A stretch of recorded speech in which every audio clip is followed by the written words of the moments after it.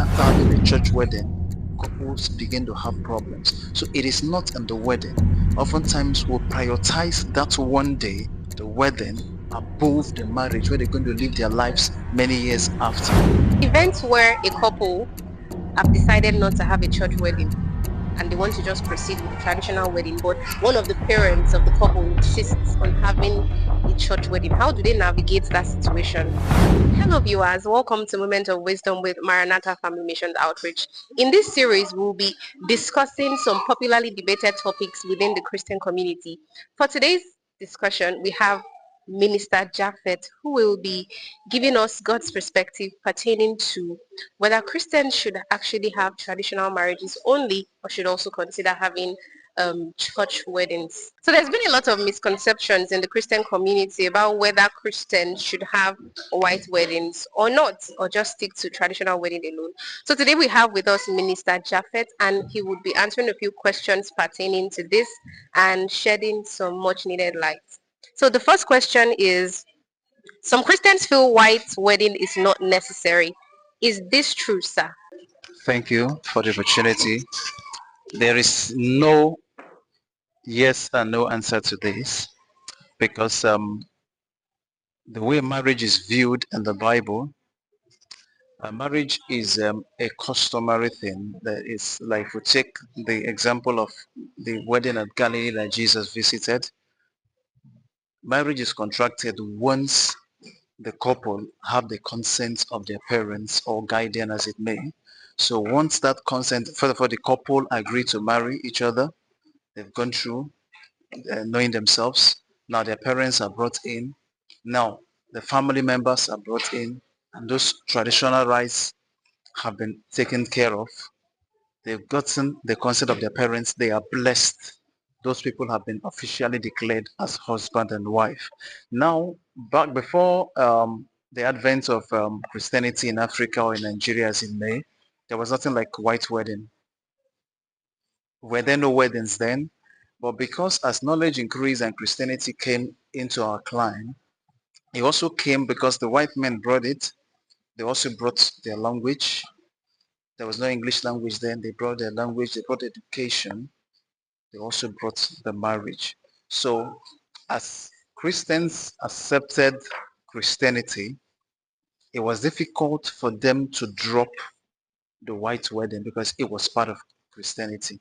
So most churches are then now brought it into the church doctrine that as Christians, you must be wedded in church. You must go through the normal church doctrine to be wedded.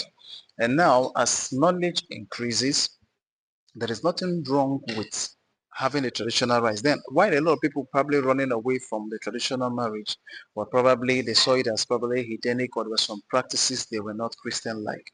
But with Christianity being accepted more, a lot of people now have the leverage to be able to say, I will abide by this, I want to abide by this. So once they are consented to, whatever practices that does not align with their faith are probably not carried along in that traditional wedding. So once that is accepted by both parties, the marriage is consented to and approved.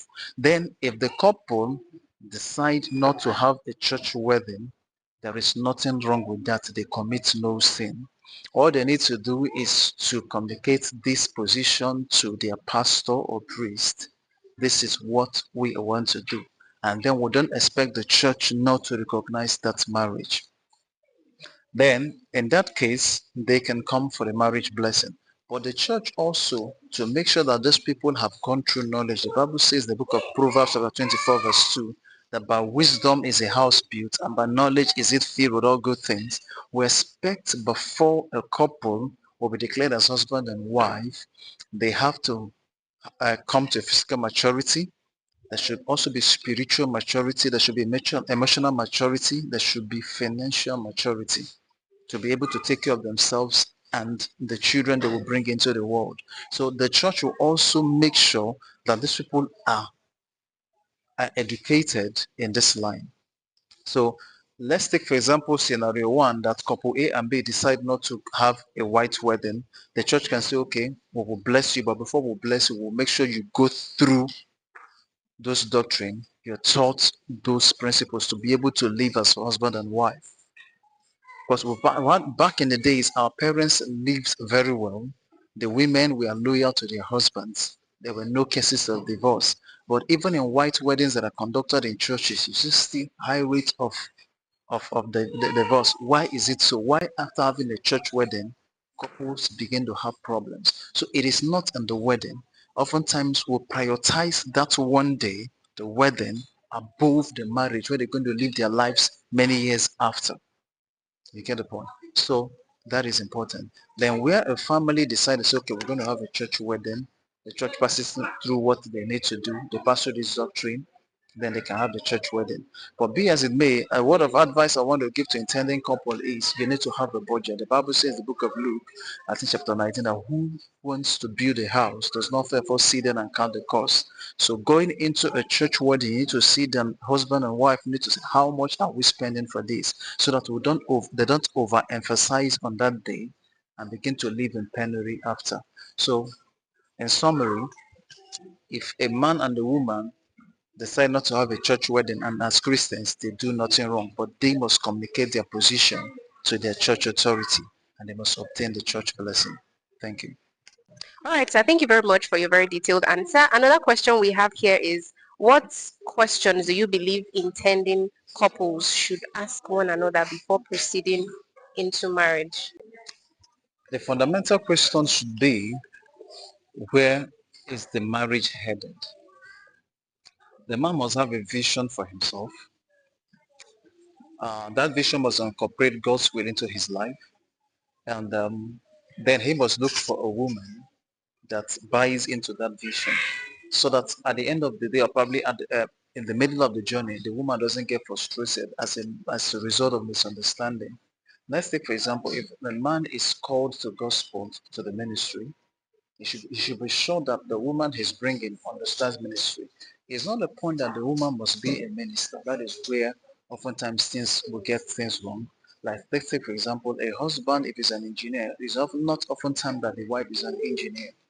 But oftentimes that word, pastoress or prophetess, is automatically ascribed to the woman because she's married to a pastor, whereas she doesn't suit that. And at the middle of the journey, she doesn't have the grace to be able to support the man's ministry. So the question should be, where are we headed? Then, if you also ask, what is the man doing? What are you doing now that I can help you with? Because when God brought Eve to Adam, Adam had an assignment that God has given to him. But oftentimes you find people that they are marrying just because they are lonely. They need a companion. It's much beyond companionship.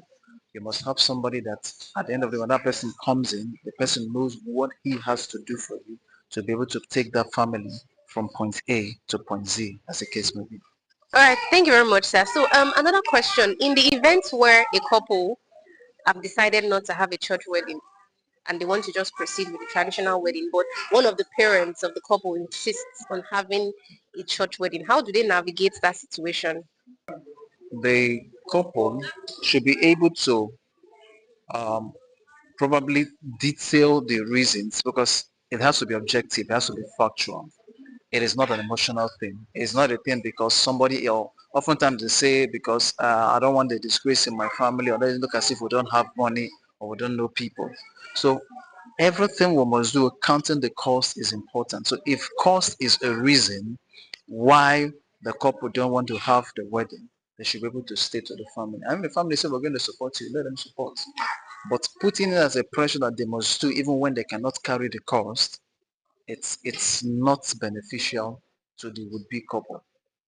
You get the point. So that is one major reason. If it's not finance, if there's another reason, they must make sure that they come to an agreement. It is important starting on. So you believe that the couple should somehow be able to communicate and sell that idea to their family members and trash it out before proceeding into the marriage. All right. Thank you very much for your time, sir. We really appreciate it. Thank you very much for joining us and watching till the very end. Please don't forget to subscribe to our YouTube channel and also turn on your post notifications. So whenever we post new videos like this, you'll be one of the very first persons to get notified. Also, do not forget to share this video. There may be somebody on your contact list that would be blessed by this. Thank you so much. We'll see you again next time. Bye for now.